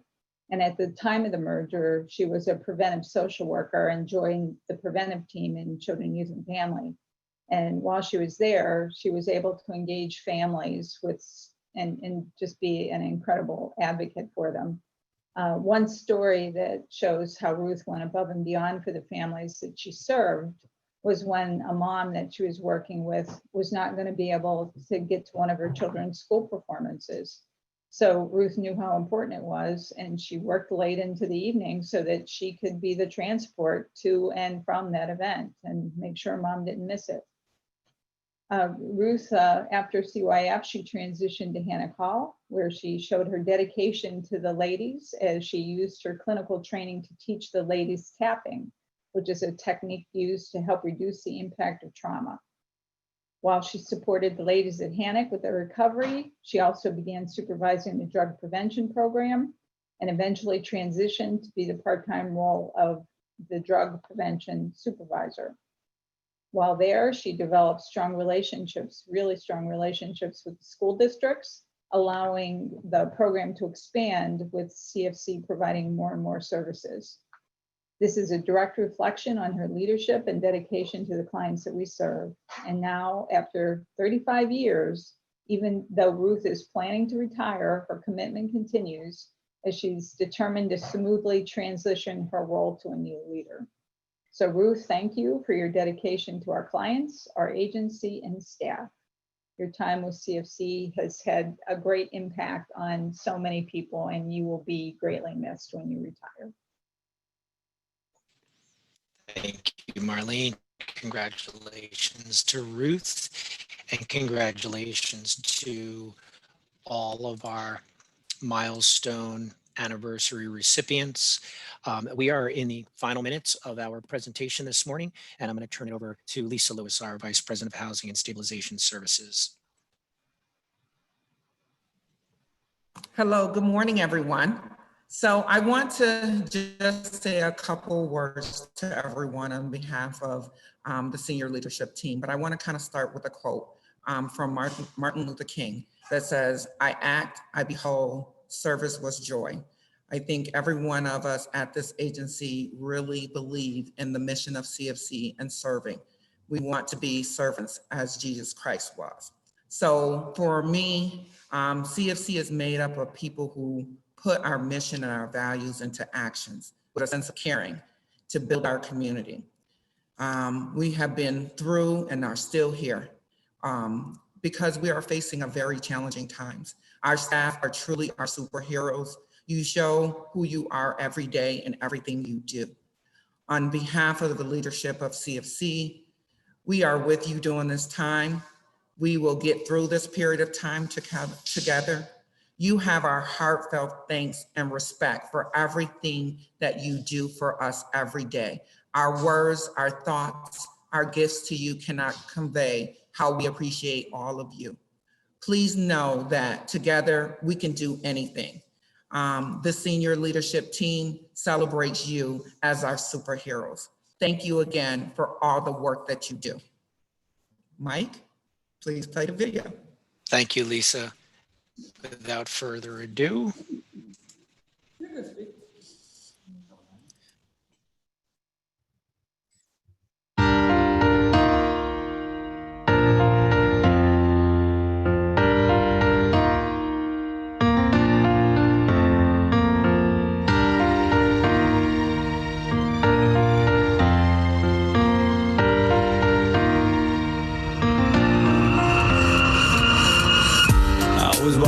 red cape on my back.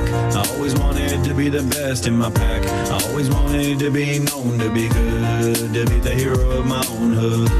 If I could just fly, I could save everyone. Stop all the wars so nobody's gotta run. All the killing, all the crimes, pain and suffering. It's getting tougher to be buffered from it all. Are we gonna make it through? Is he gonna fly back in? Cause if he don't come right now, I don't think good will win. Time is running out. Do we wanna wait for him? Or is it our time now to bring the good back in? We don't have to leap tall buildings in a single bound. There's a lot of good that we can do. Standing on the ground. We don't need a jetpack suit to take us to the cloud. It's up to me and you, right here, right now. Superhero, na na na na na na na. The superhero, whoa, whoa, whoa, whoa, whoa. Superhero, na na na na na na na. The superhero, whoa, whoa, whoa, whoa, whoa. From so much pain.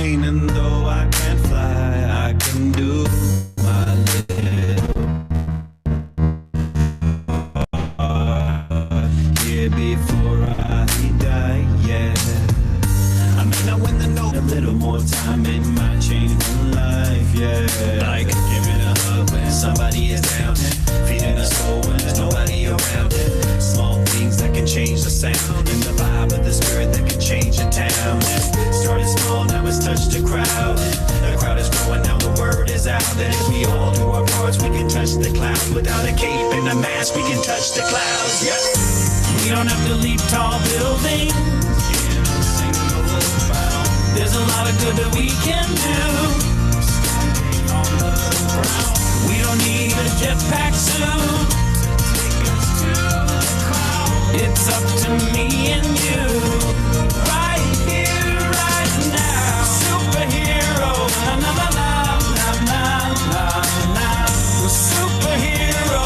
Oh, oh, oh, oh, oh. Superhero. Na na na na na na na. Superhero.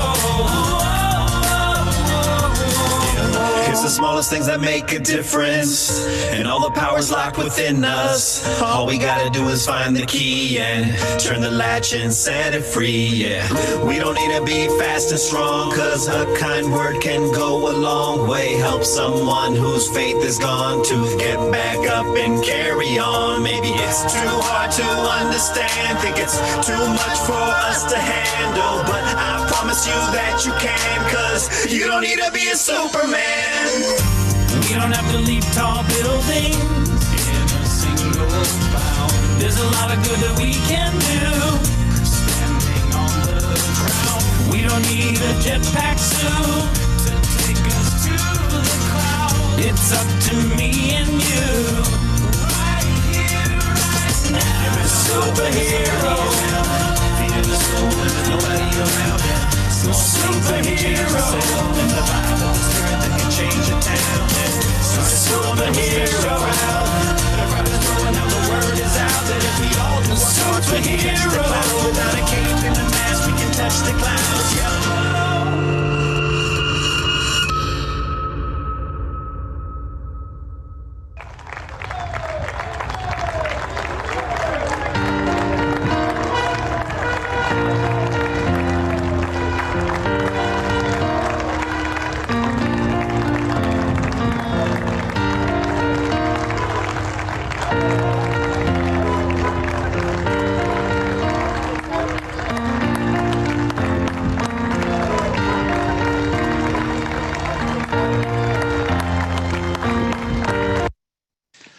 All right, folks. Want to thank everyone that worked very hard putting the presentation together. Congratulate all our award recipients again for their years of service, and really for everyone for what you do every single day. Be safe. This will be the stream itself will be shared, and then the individual videos as well will we'll make sure that want to reference them or use them when you're maybe having a difficult day or something. Without further ado, I'm just gonna say thank you and wish everyone well. I'm gonna be logging off here, and then that will save everything. So thanks, and thanks for being great virtual participants. Be well and be safe. Thanks, everyone. Thank you, Mike. Well done. Thank you, everyone, for participating.